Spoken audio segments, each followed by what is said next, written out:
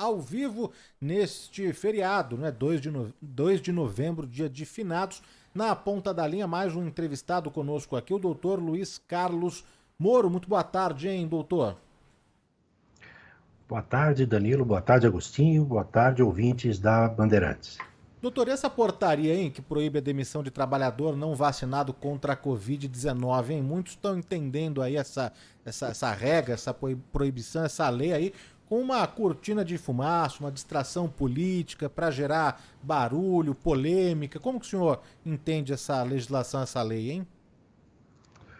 Danilo, para ficar na síntese necessária para a nossa linguagem de rádio aqui e tentar colocar numa única palavra com a educação possível, um erro, um erro essencial, um erro absoluto do governo federal, um erro do Ministério do Trabalho e Previdência, um ministério recentemente recriado, um ministério necessário, mas um ministério cujo propósito deveria ser promover o diálogo entre as classes sociais e não ser um instrumento de determinadas políticas de ideologia questionável. Essa portaria conseguiu um fenômeno, ela conseguiu unir as representações patronais e as representações de empregados, ambas considerando um equívoco jurídico, técnico, político, constitucional realizado por essa portaria. Doutor Luiz Carlos Moro, muito obrigado por atender mais uma vez aqui a Rádio Bandeirantes. O senhor falou tudo, né? Então, tecnicamente, não se sustenta mesmo, né? A gente ouviu agora há pouco o doutor Jamal Suleiman, infectologista do Emílio Ribas, que destrinchou esse assunto do ponto de vista científico e médico, né? Dizer que a pessoa tem direito de não se vacinar se ela quiser, e a gente sabe que no caso da Covid-19, a pessoa ela não decide só pela vida dela. Quando ela não se vacina, ela coloca em risco a vida das outras pessoas, né? Então, como regra, o bem comum, né? O interesse comum tem que prevalecer sobre o interesse individual. Mas eu queria saber do senhor do ponto de vista jurídico, porque é uma portaria que vai de encontro a decisões maiores, inclusive da Constituição, né, doutor? A portaria tem problemas não só materiais, e no campo científico o doutor Jamal é uma autoridade muito superior àquela que eu poderia ter, mas há um erro material, mas principalmente um erro formal.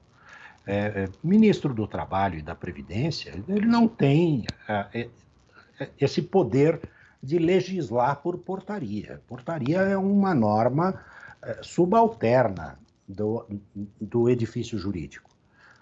Você tem a Constituição que dá lastro para a legislação produzida no Congresso Nacional, e essa legislação produzida no Congresso Nacional é que pode vir a ser regulamentada por autoridades executivas, por autoridades emissoras de normas inferiores, portarias, instruções normativas, inúmeras manifestações de normas inferiores que nós podemos ter. Agora, o que me parece é que aqui violação não só daquilo que já foi interpretado pelo Supremo Tribunal Federal, essa matéria já foi objeto de julgamento pelo Supremo Tribunal Federal, um julgamento a favor da ciência e a favor de um efeito tão evidente que se observa, né, depois da vacinação, conforme a vacinação foi se massificando no país, os índices de expressão da doença vão caindo, vão se reduzindo como decorrência natural da imunização dos brasileiros.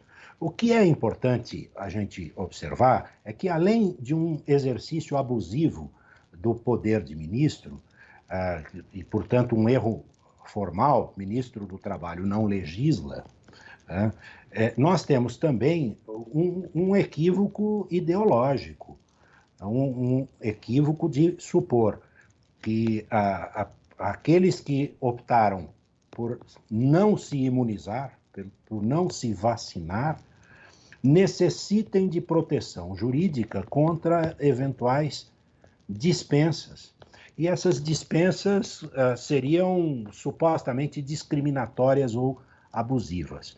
Não são. Nós temos lei já precedente de há muitos anos.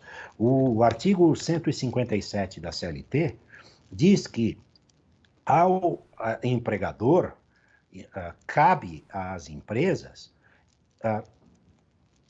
determinar por ordens de serviço as precauções que os trabalhadores precisam tomar no sentido de evitar as doenças ocupacionais.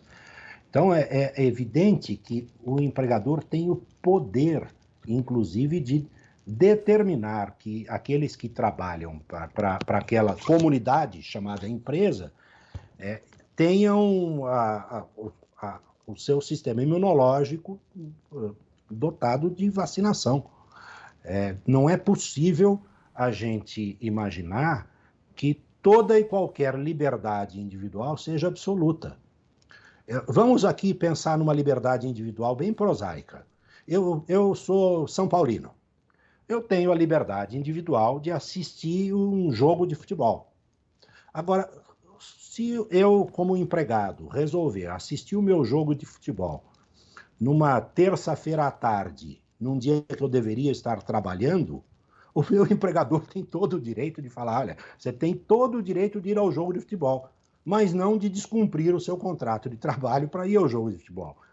A liberdade está também delimitada por um contrato que se caracteriza pela sujeição do empregado a dois poderes do empregador.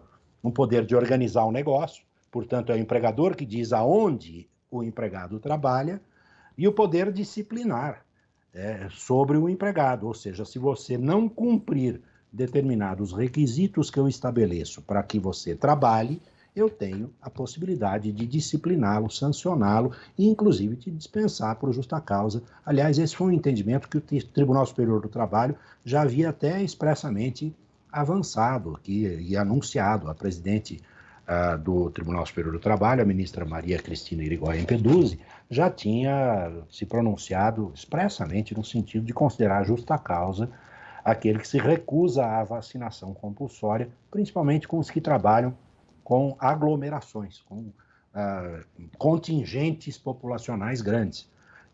Imagine, por exemplo, alguém que trabalhe num hospital e que se recuse a imunizar-se. Coloca em risco não apenas a si mesmo, e essa liberdade ele tem, mas não trabalhando no hospital, não trabalhando naquela organização que pressupõe a existência de uma imunidade que a ciência nos proporciona. E o Estado nos garante. Né? Não, perdão, doutor. Acho que foi um caso, né, de fim de junho, né, que a Justiça do Trabalho confirmou pela primeira vez uma demissão, né, por justa causa de uma funcionária que se recusou aí a se vacinar contra a Covid-19. Ela era uma auxiliar de limpeza de um hospital, justamente, não é? O entendimento foi, não sei qual foi o desfecho desse caso, mas o entendimento foi na época que o interesse particular não poderia prevalecer sobre o coletivo, né? E tem uma pesquisa aqui até para compartilhar com os nossos ouvintes, né? Uma pesquisa da Exame Ideia, e que 67% dos entrevistados concordam com a frase, né? As empresas podem exigir vacinação contra a Covid-19 dos funcionários, né? 67% afirmaram que concordam com essa frase, 21% nem concorda nem discorda e 12% discorda que não, as empresas não podem exigir a vacinação contra a Covid-19. Mas aqui a gente vê uma maioria, não é absoluta mesmo, de 67% que concorda, não é, doutor, em que as empresas podem mesmo exigir uma prática aí, né, ter uma política mais firme, mais dura com relação à vacinação dos funcionários, né? E esses 2/3, Danilo, eles estão absolutamente acobertados aqui, agasalhados, por um outro dispositivo da CLT, que é o artigo 8º, que eu vou me permitir rapidamente ler aqui. Diz o seguinte: as autoridades administrativas e a Justiça do Trabalho, na falta de disposições legais ou contratuais, decidirão, conforme o caso, pela jurisprudência, por analogia, por equidade e outros princípios e normas gerais de direito, principalmente direito do trabalho, e ainda de acordo com os usos e costumes, o direito comparado, e aqui que vem o principal, mas sempre de maneira que nenhum interesse de classe ou individual ou particular prevaleça sobre o interesse público. E essa é a questão.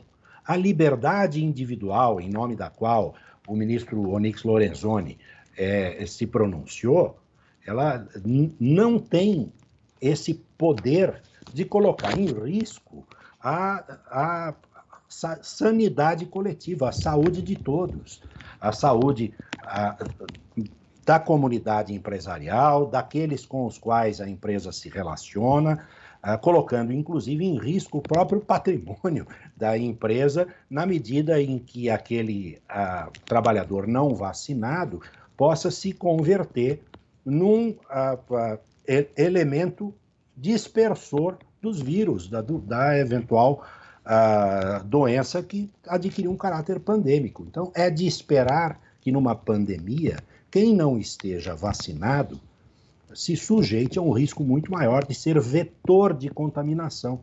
E, nesse sentido, me parece não apenas razoável, como prudente que as empresas exijam a vacinação de seus trabalhadores. Nós estamos conversando aqui na Rádio Bandeirantes com o advogado trabalhista, Dr. Luiz Carlos Moro. Por essa análise que o senhor faz, não há nem que se falar em discussão e em polêmica, né? Mas está posta a portaria. Qual vai ser o caminho agora, doutor? Além dessa confusão que isso cria, né? Porque isso cria uma confusão na cabeça das pessoas, acho que até de forma deliberada. Mas o senhor acha que isso vai parar no Supremo, doutor? Eu vou ousar aqui dar um chute, digamos. Eu, se fosse o ministro Onyx, não deixaria a situação se estressar a esse ponto. Eu não ocuparia o tempo do Supremo Tribunal Federal e refluiria na emissão dessa portaria. À vista não apenas da reação que isso ensejou, tanto no campo empresarial quanto no campo dos trabalhadores, como diante da obviedade de que essa portaria não tem nenhuma chance de parar em pé, de se manter. Então, eu ousaria sugerir aqui ao ministro, para o bem do próprio novo e renascido Ministério do Trabalho, que ele revogasse a própria portaria. Seria um caminho mais rápido e mais higiênico para essa discussão, já que nós estamos tratando de higiene e saúde do trabalho. Vamos ver o que vai acontecer. Acho pequena chance, mas esse é um palpite meu. Agora, para a gente terminar, que o nosso tempo está estourando, doutor Moro, mas eu agradeço demais sua presença aqui. A gente vive um período de confusão, né? De confusão. Então, as pessoas misturam o que é direito individual com o que é direito coletivo, né? Não conseguem perceber que um é maior que o outro, claramente, ainda mais numa pandemia. Se confunde o que é opinião com o que é agressão, com o que é ameaça, com o que é fake news. Por que a gente vive esse período de confusão de coisas que parecem tão claras, doutor? Eu tenho a impressão de que nós perdemos até aquilo que se convencionou chamar de senso comum.